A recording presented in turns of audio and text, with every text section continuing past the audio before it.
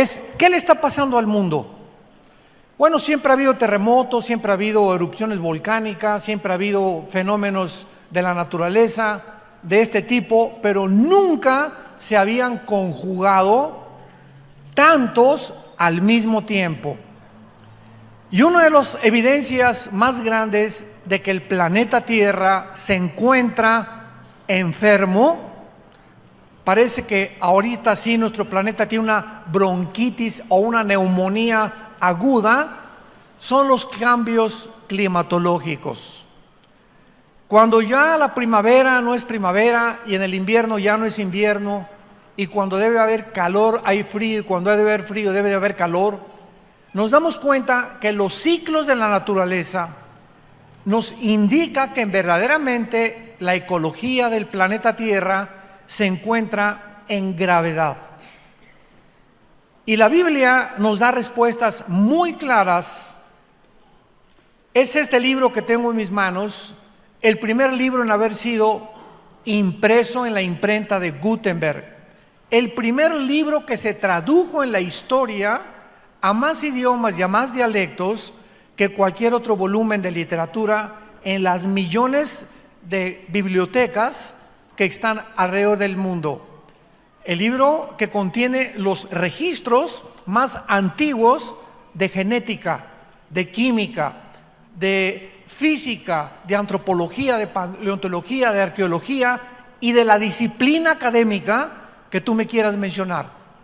No existen en los libros sagrados ni el Popo, ni el Tripitaka de Buda, ni los Vedas de los persas, el que tú me quieras mencionar, el Corán del Islam, no existe un libro ni siquiera que se atreva a comparar los registros históricos, geográficos, etcétera, etcétera, que contiene la Biblia con cualquier otro libro que tú quieras presentarme. Ni tampoco hay ningún líder religioso, ni Mahoma, ni Buda, ni Mahatma Gandhi, ni Zoroastro, que se pueda comparar con la persona de Jesucristo, el Hijo de Dios, que es el tema de la Biblia, del Génesis al Apocalipsis. Estos 66 libros nos mencionan y está escondido en muchos de ellos la persona del Hijo de Dios. La Biblia nos muestra claramente en el Evangelio de Lucas capítulo 21 que Jesucristo anunció que antes de que Él regresara, el mundo iba a tener estas características, precisamente, no solamente climatológicas como lo vamos a ver, sino morales también y geopolíticas. La unión actualmente de Rusia con China, con Irán, con Siria y con Turquía no es una coincidencia. Estas 5 naciones que encontramos ahorita unidas, se profetizó hace 2600 años en Ezequiel capítulo 38, que estas naciones, cuando no existían, ¿y cómo podemos determinar qué eran ellas? Por la zona geográfica en la que la Biblia las ubica. Por ejemplo, Rusia ubica la Biblia como el nombre de Magog, porque los magogitas son los que vienen de los godos, de los escitas, y es la región que ocupa exactamente geográficamente las 15 repúblicas en las que se dividió Rusia en 1991. Y así podemos ver nosotros que en Génesis capítulo 10, los hijos de Noé, de ahí descendieron todas las naciones de los jafetitas, toda Europa, que son los anglosajones, de los camitas, todo el continente africano, y de los semitas o de Sem, el continente o todo el área del Asia Menor y del Medio Oriente. Entonces, es impresionante cómo este libro maravilloso nos puede trasladar de cientos de siglos con anticipación y ponernos en el siglo XXI y corroborar nosotros que solamente Dios pudo inspirar y podemos tener un libro como la Biblia que es incomparable. No hay ningún sistema de filosofía, no hay ninguna ideología humana que la Biblia no haga pedazos. Destruye cualquier sistema de pensamiento que el ser humano ha desarrollado a través de los siglos. Y así podemos nosotros darnos cuenta claramente de que nos encontramos con la verdad. La Biblia es el único libro también que describe verdades absolutas, porque todas las demás filosofías y ideologías que tú puedas leer son verdades relativas, inclusive de la misma ciencia.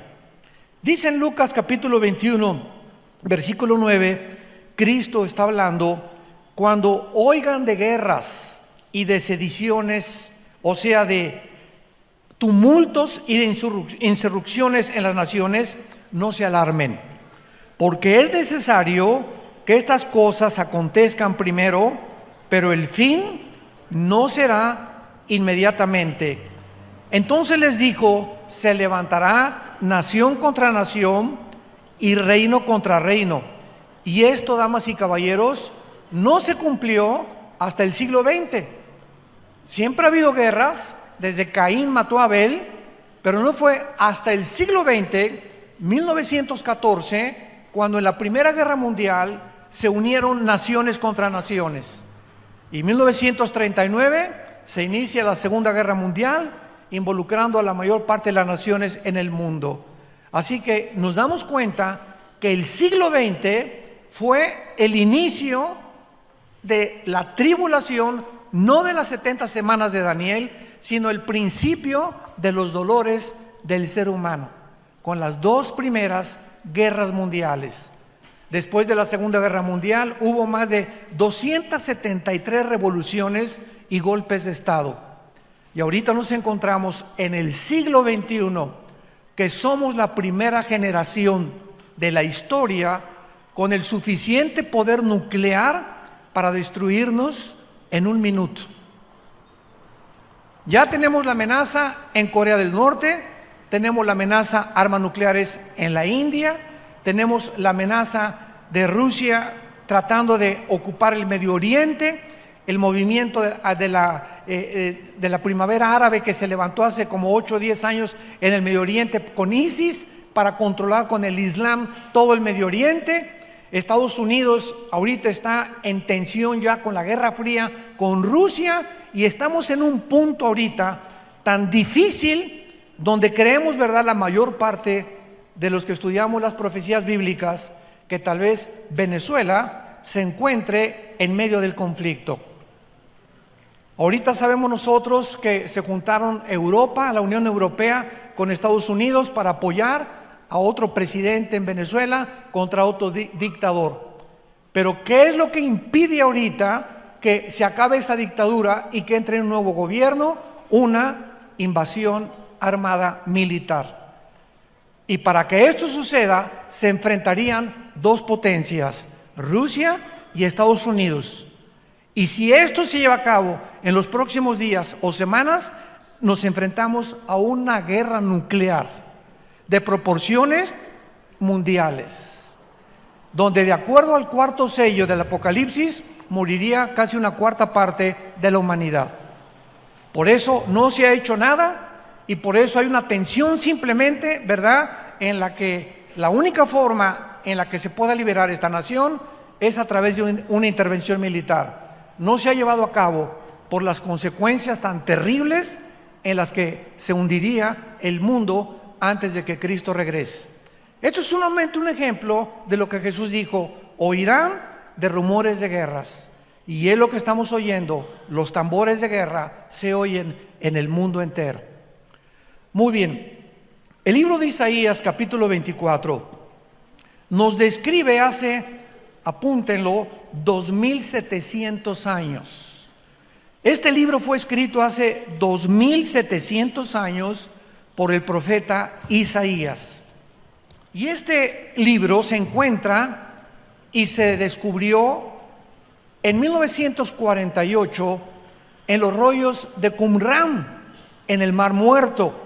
Y si tú vas a Jerusalén, ahí en el Museo del Holocausto se encuentran los originales, los papiros escritos en arameo y en el hebreo del libro de Isaías, tal como lo tenemos en la Biblia. Así que cuando hablamos de la Biblia y citamos lugares geográficos si hablamos de ideologías, de sistemas de pensamiento, de nombres de reyes, de nombres de príncipes, de nombres de gobernantes, no estamos especulando ni hablando de Alicia en el País de las Maravillas.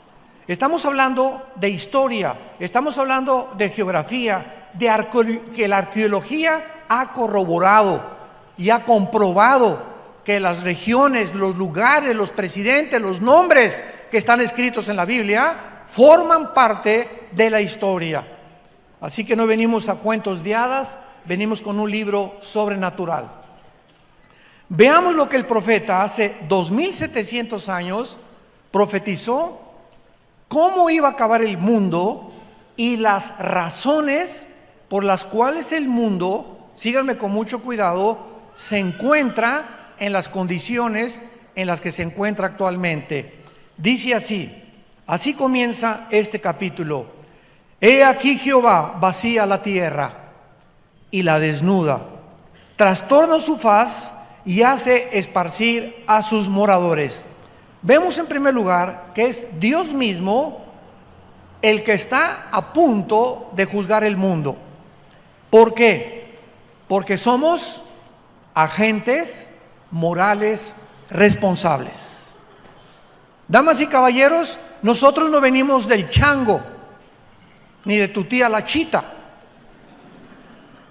No venimos ni somos el resultado de un proceso evolucionario fortuito o accidental. Cuando en 1954 los doctores Watson y el doctor Crick les dan el premio Nobel de Medicina por descubrir el ADN, el ácido desoxirribonucleico, que es el que está impreso en cada una de las billones de células que el cuerpo humano tiene, el 63% de los científicos ateos dejaron el ateísmo, simplemente porque la genética nos demuestra y nos comprueba que es imposible que una especie tenga una mutación hacia otra especie. O sea, un perro jamás será un gato, un hipopótamo, un dinosaurio, un camello jamás será un león, un caballo jamás será del ganado vacuno o equino o un caballo, por la genética del ADN. Entonces, biológicamente se demuestra, ¿verdad?, las mentiras que se creyeron durante casi un siglo y que se siguen enseñando en las universidades, que venimos de chita. Pregúntale a tu maestro a quién se parece su abuelita. La mía era muy bonita. No era oaxaqueña, pero era también bonita, ¿verdad? Entonces, es increíble que el ser humano haya creído tantas mentiras para que podamos nosotros concluir de una forma irracional, porque la segunda ley de la termodinámica también contradice la evolución y contradice que el universo haya sido hecho de repente como un accidente y que el universo era eterno, cosa que también ya completamente descartaron los libros de la astronomía. Entonces, la Biblia dice que tú y yo somos agentes morales, no somos animales. No venimos de los animales, somos hechos a la imagen y semejanza de Dios. Y como tales, tú y yo somos responsables de cada acción que hayamos cometido. Y el mensaje glorioso de la Biblia es que como somos todos pecadores y no hay nadie que haya guardado los 10 mandamientos, nadie más que Jesucristo, el mensaje de la Biblia es que un hombre hace 2000 años paga por nuestros pecados, que es Dios mismo hecho en la carne, para decirnos que nuestro pasado puede ser borrado si creemos en el sacrificio que Él hizo en la cruz del Calvario. ¿Qué mensaje tan glorioso necesitamos los que estábamos lastimados de nuestra conciencia del pasado?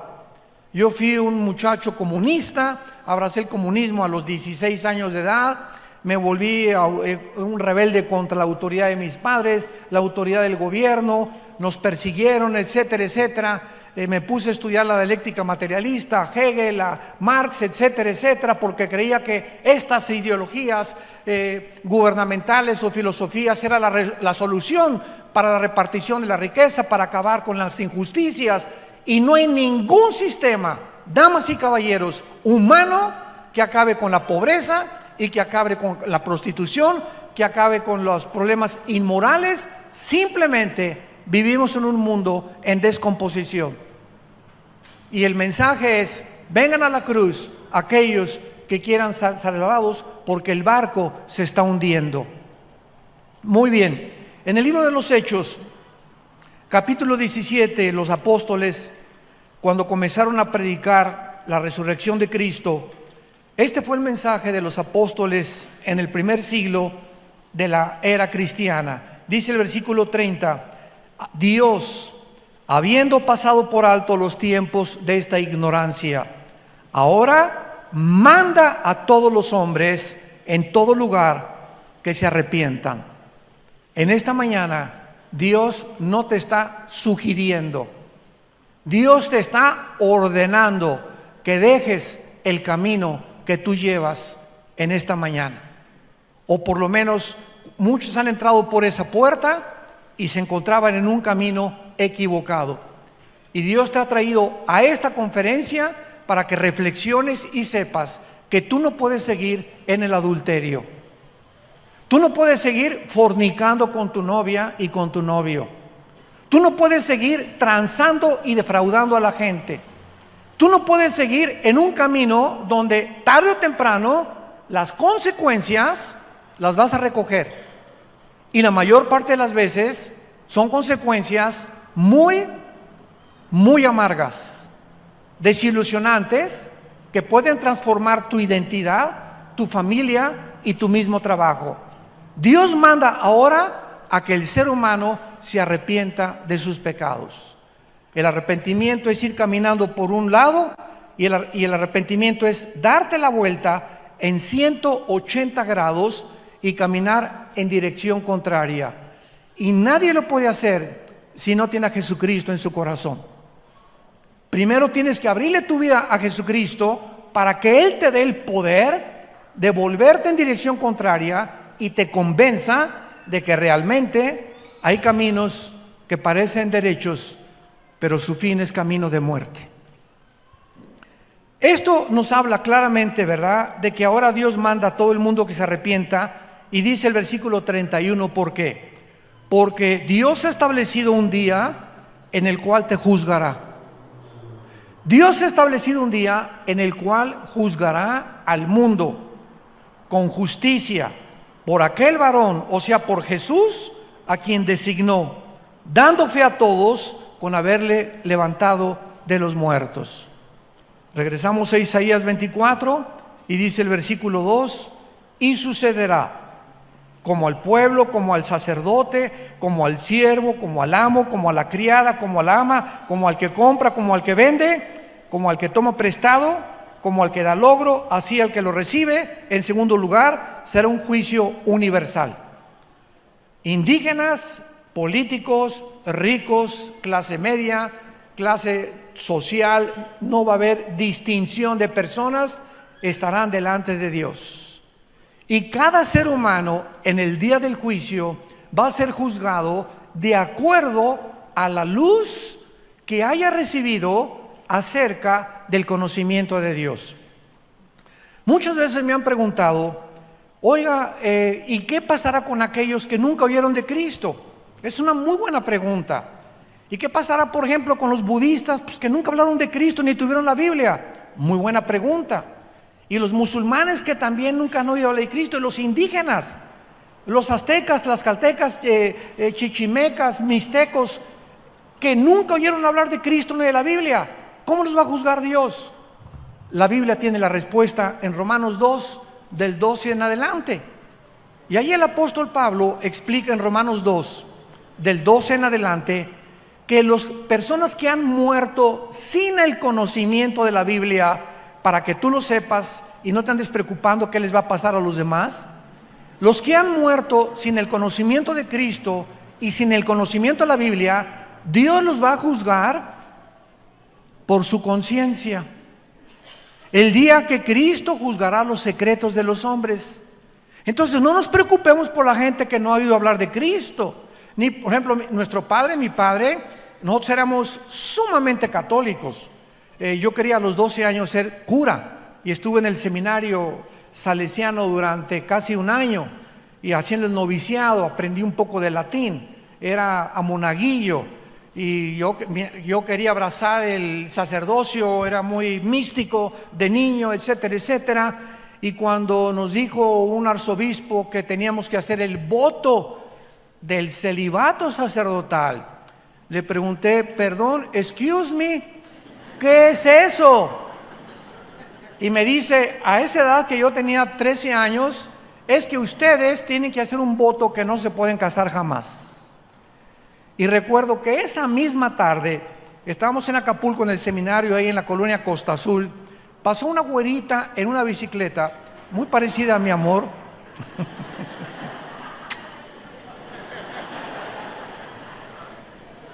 Y soñé con esa güerita. Y al otro día le hablé a mi papá a las 7:30 de la mañana. Le dije, papá, yo no puedo seguir aquí. ¿Por qué, mijito? Le dije, porque me gustan las mujeres. Y mi papá estaba feliz, él no quería que yo abrazara esto, aunque era muy católico, pero él no quería, ¿verdad? Pues sabía muy bien, no me quería decir la verdad. Me recogió a las 8:15 de la mañana y me decepcioné muchísimo de la religión y por eso me hice ateo. Porque me di cuenta que eran puras mentiras, eran puras tonterías, etcétera, etcétera, y me fui al otro extremo en contra de la religión. Y cuando mi hermano a los 26 años de edad, después de padecer todo lo que padecí por mis ideas comunistas, viene y me dice, te vengo a ofrecer a un hombre que no es una religión, que se llama Jesús, y que no es católico, ni protestante, ni mormón, ni ninguna religión. Él es el Hijo de Dios. No te vengo a presentar una religión, sino a Jesucristo. Comencé a leer el Evangelio de Juan y cuando llegué a Juan 14, versículo 6, cuando Jesús dijo, yo soy el camino, la verdad y la vida, no dormí en toda esa noche porque me acordé de Buda. Antes de morir, Buda dijo, busquen la verdad. Nunca dijo que era la verdad. Mahatma Gandhi, un hombre que a través del pacifismo evitó que los ingleses conquistaran la India. Y Zoroastro, y así me fui con todos los líderes. El Che Guevara, tenía una foto del Che Guevara así grandísima en mi cuarto, ¿verdad? Me di cuenta el pobre hombre cómo murió en Bolivia, cómo fracasó la extensión del comunismo cubano en Sudamérica, cuando él con 4, 5, 6 hombres se encaminó para allá. Yo estaba a punto de irme a entrenar ya en las guerrillas urbanas, y todas estas cosas, cuando oí de Jesucristo, caí de rodillas y le pedí que entrara a mi corazón. Me encontraba en un estado de existencialismo impresionante y me di cuenta, ¿verdad?, que yo no podía luchar contra Dios. Que si yo amaba la verdad y me quería apasionar por algo, sería con Jesús. Y le prometí a Dios que yo quería ser un apasionado de la verdad, levantar este libro y dedicar mi vida, la corta vida que Dios nos ha dado, a decirle al mundo, Jesús vive, arrepiéntete de tus pecados.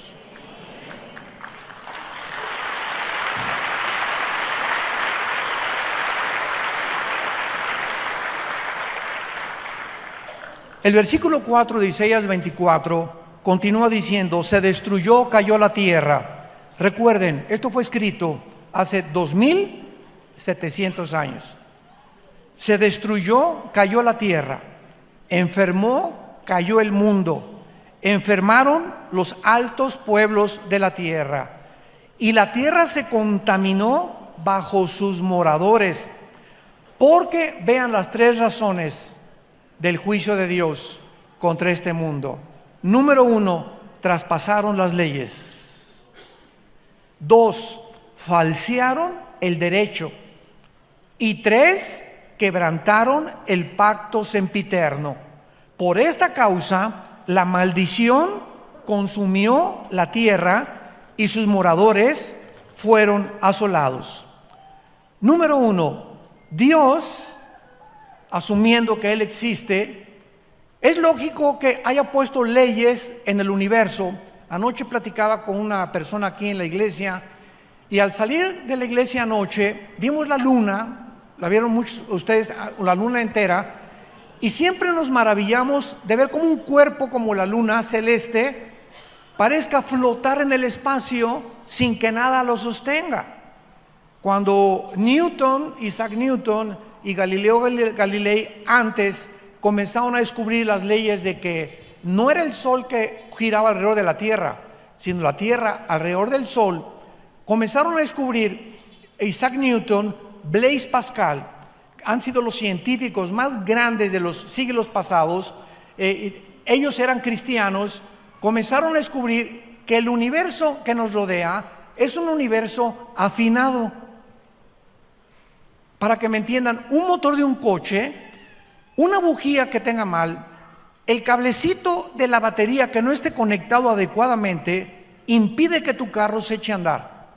Un motor es un diseño mecánico de la ingeniería mecánica automotriz en el que todas sus partes tienen que trabajar en conjunto. La bomba de la gasolina con las bujías, con la batería, etcétera, etcétera. Y basta una de esas piezas que no funcione para que el motor deje de funcionar. Nuestro universo es como un motor impresionante donde las leyes de la gravitación, las leyes termonucleares, la primera y la segunda ley de la termodinámica, las leyes del electromagnetismo funcionan, y porque funcionan existe la ciencia. ¿Por qué existe la ciencia? Porque la ciencia se basa en la observación de los fenómenos. Y un científico tiene que ver, observar, tiene que tomar nota y tiene que comprobar después de que eso es constante para que sea científico. Y si no se puede corroborar ni observar, nada puede llamarse científico. Por eso la teoría de la evolución es teoría, porque no se ha observado en más de un siglo que Carlos Darwin la postuló en su libro El origen de las especies, que hay una mutación entre una especie y otra especie. Le llaman el eslabón perdido. Hay la macroevolución, pero no la microevolución. Entonces, un perro puede nacer sin cola o puede ser chihuahueño, grandanés, pastor alemán, etcétera, etcétera, pero son caninos. Los caballos son ponis, son percherones, caballos árabes, cuarto de milla, pero son equinos. Hay vacas y hay toros cebú, toros de lidia, etcétera, pero pertenecen al ganado vacuno. Son especies que se reproducen y tienen cambios entre ellos, chiquitos, grandes, pero pertenecen a esa especie. Pero no se ha corroborado la mutación de una especie a otra especie. Señores maestros de la universidad que nos acompañan. Y esta es la razón por la cual es una teoría que es irracional contra las leyes de la biología y de la física de los últimos descubrimientos. Entonces vemos claramente, ¿verdad?, que Dios puso leyes morales. Y dice la Biblia, en primer lugar, falsearon, traspasaron las leyes. Dios ha puesto una frontera o una barrera moral porque somos agentes morales. Y así como hay leyes cósmicas, la Biblia nos da las leyes de ética, de conducta y de moral de Dios.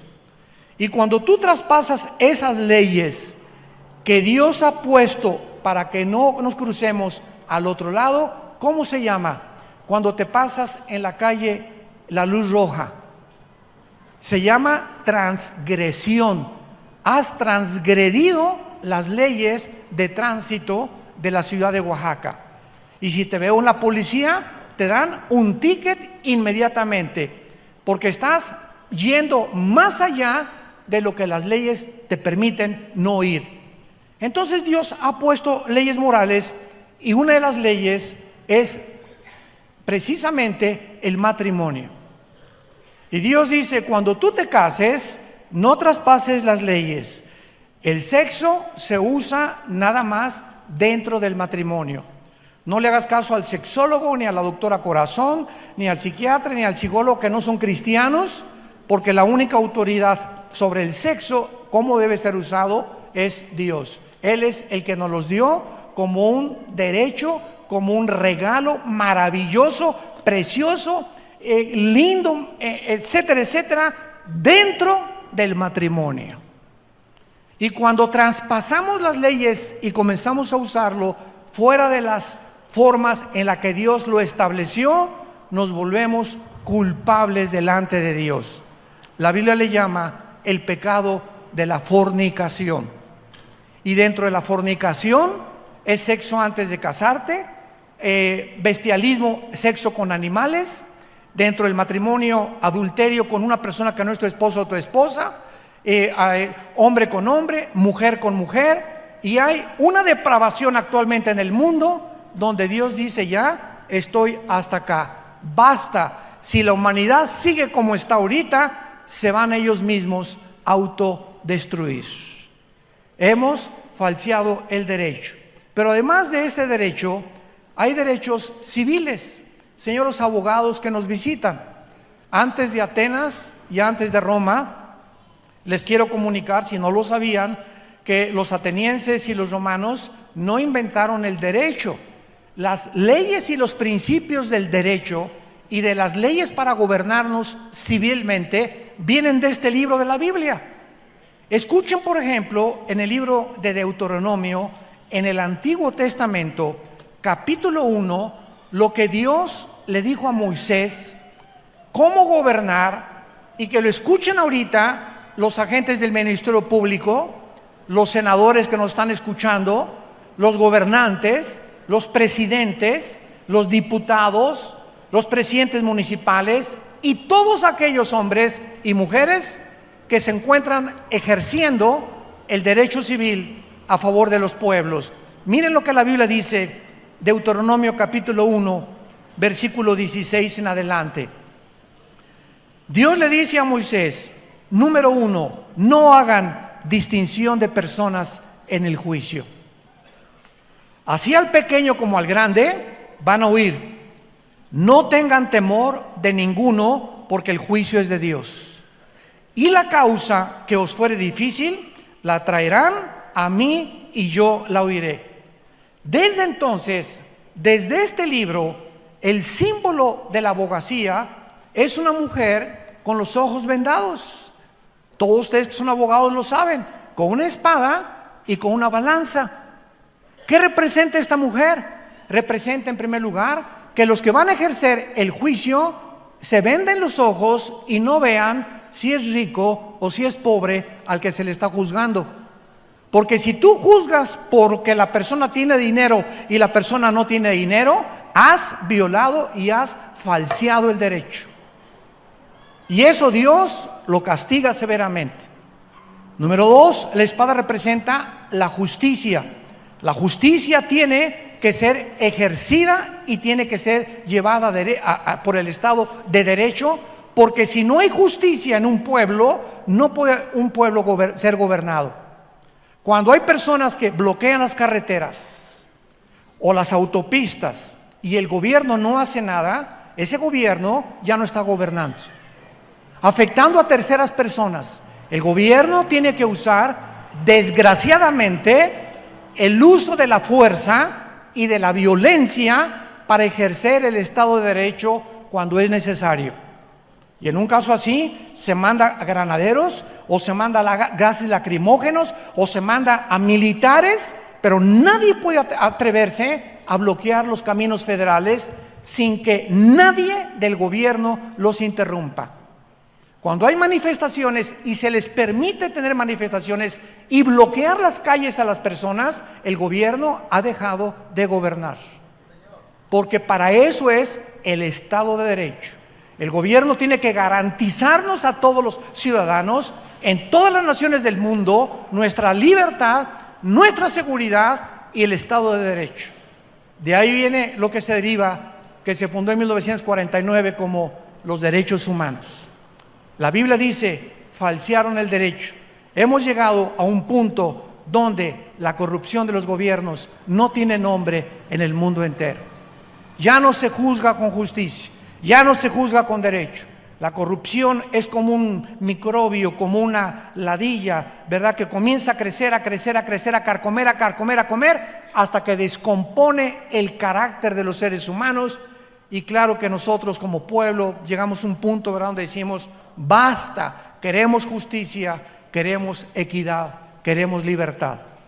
En segundo lugar, dice la Biblia que no solamente se han traspasado las leyes y falseado el derecho, y el más grave mandamiento por el cual Dios va a juzgar a la humanidad, lo dice el versículo 5, quebrantamos el pacto sempiterno.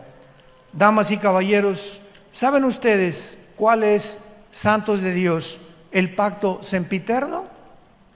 El pacto sempiterno, o sea, que es eterno y que es inviolable, es el matrimonio.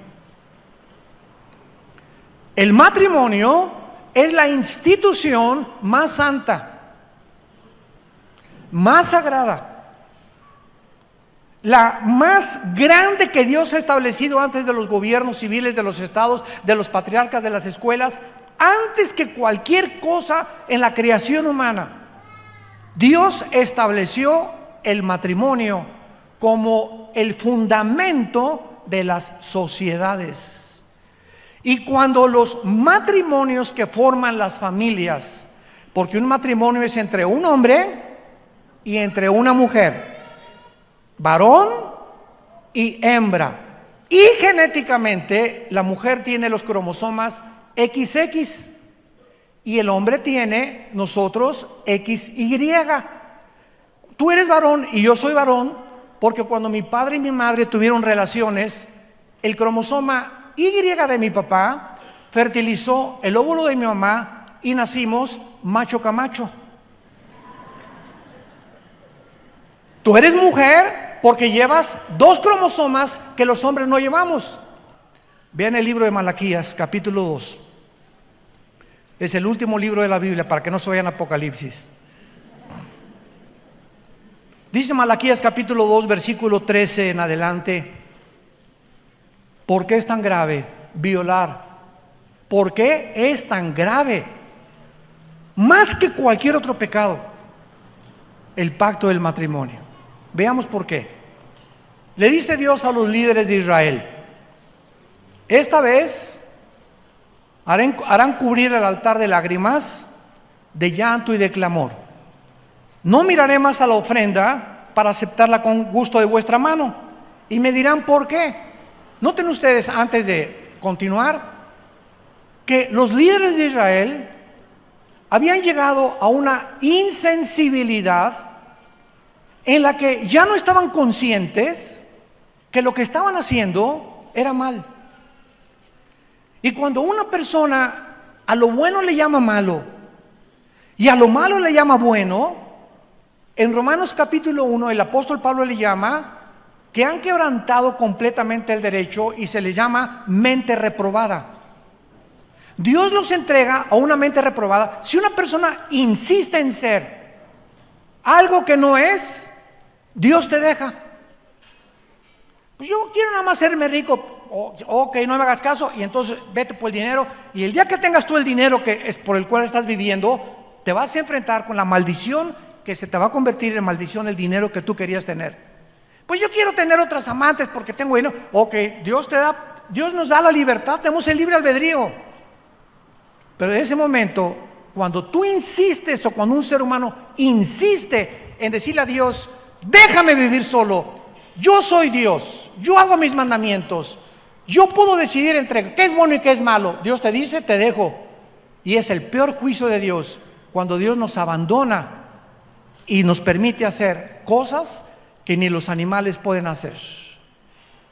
Y estos líderes de Israel llegaron a ese punto, pero querían ir a la iglesia, querían ser religiosos, y Dios les dice, van a llorar, y le dicen, ¿pero por qué? Ya no sabían entre el bien y entre el mal, ¿por qué? Y Dios les dice, ¿por qué? Porque Jehová ha atestiguado entre ti y la mujer de tu juventud, contra la cual has sido desleal, siendo ella tu compañera y la mujer de tu pacto. ¿Por qué? Porque ustedes le han sido desleales a su esposo, a la madre de tus hijos, a la mujer que yo te di como compañera para formar una familia. Y la familia, dice Dios, es el tesoro más grande que yo le puedo dar a un ser humano. Porque bendición de Jehová, Salmo 127, son nuestros hijos. Y ahorita muchos de ustedes pueden tener a sus hijos en drogas o en borrachera, lo que sea. Si tú eres cristiano, persevera y sé paciente. Nuestros hijos son benditos porque están sellados con la sangre del Hijo de Dios. Nadie nos los podrá quitar. Nadie.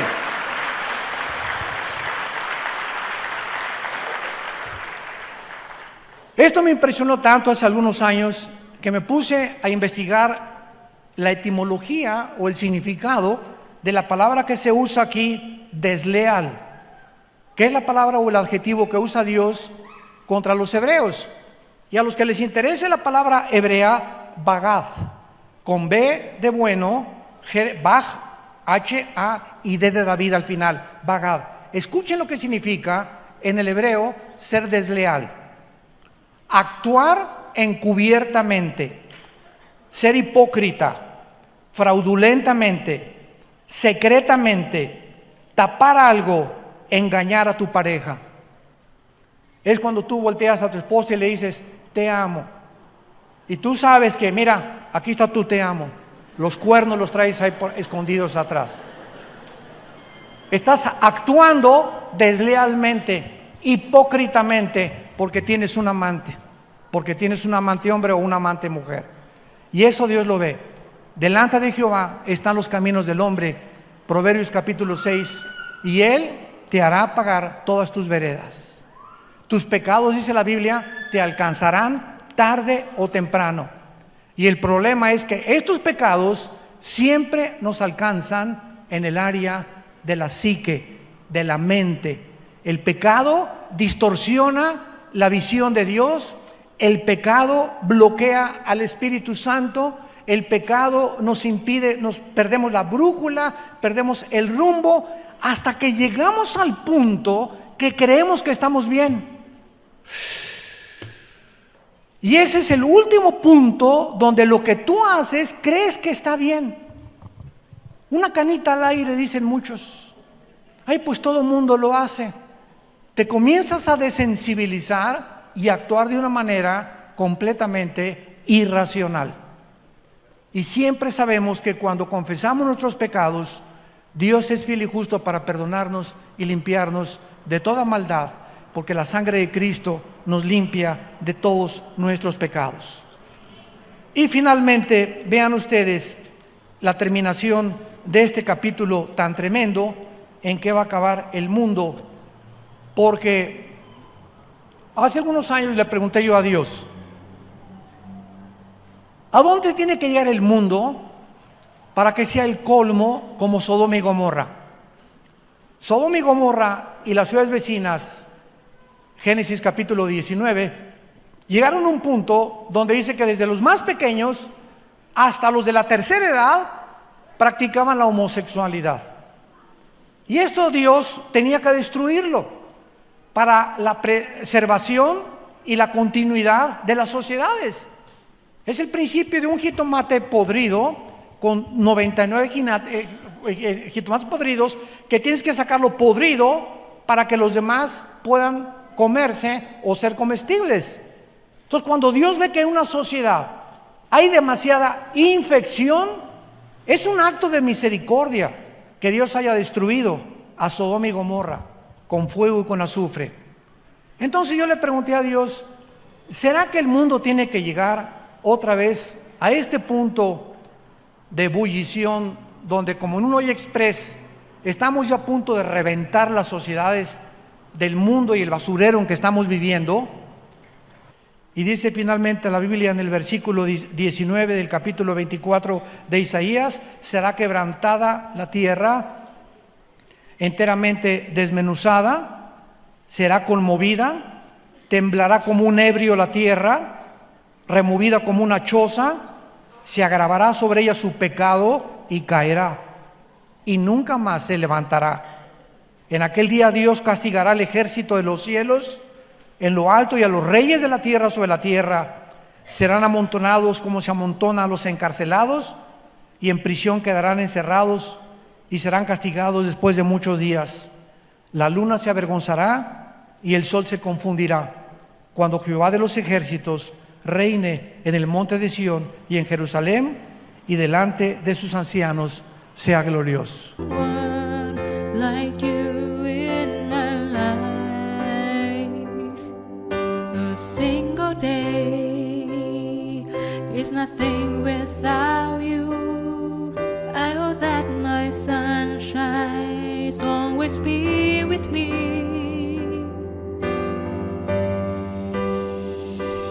You complete me and my being. Your smile captivates my heart. I am so not me when you look at me. I forget what I really had to say. This is the magic of your love for me. It's my soul destiny that I am miracle of my dreams. You complete me and my being. Your smile captivates my heart. I am so not me when you look at me. I forget what I really had to say. This is the magic of your love for me. Todos nosotros que hemos sido cambiados por el poder de Dios mediante la cruz, estamos esperando nuevos cielos y nueva tierra. Todo esto va a desaparecer. Ahora que cayó la famosa catedral de Notre Dame en París, impresionante que en 3 días se juntaron más de 17 millones de euros. Y con los niños pobres, en más de 10 años, no se ha juntado ni un solo millón. Por una mugrosa catedral. Porque es lo que es eso, la cultura, el arte, lo que tú quieras y mandes, pero es cemento y estatuas, y sí tienen un valor cultural, claro, y el arte es maravilloso, pero es increíble que el ser humano le ponga más énfasis a las cosas del arte que a nosotros mismos. Eso es lo que trato de decirles, a qué grado hemos llegado de desensibilización. En 2 días, 17 millones de dólares para levantar esta catedral, que cuando venga el Señor se va a acabar todos los edificios y todas las estatuas y todas las construcciones que nosotros hemos hecho. Y dice la Biblia que en aquel momento podremos saber que nuestra fe no fue en vano. Gracias le damos a Dios porque por medio de la resurrección de Cristo nos hizo renacer para una esperanza viva. Y en esta esperanza permanece tú hasta el final. Dios recompensa cuando perseveramos hasta el final, seamos fieles hasta la muerte. ¿Cuántos de ustedes en esta mañana quisieran entregarle su vida al Hijo de Dios? Inclinemos nuestra cabeza por unos momentos y ahí desde tu lugar, Dios te ha hablado a través de la Biblia. Dios te ama, porque de tal manera te ama Dios, que la única manera y la más dramática manera en que nos demostró su amor es muriendo en nuestro lugar, pagando el santo por los injustos, el inocente por los culpables. Esto se llama en la Biblia gracia, algo inmerecido, algo que es indigno de nosotros y que nadie podía ganarse, ni por buenas obras, ni por sacrificios. Es el mensaje glorioso de la cruz. ¿Qué nos pide Dios? Arrepentirnos de nuestros pecados.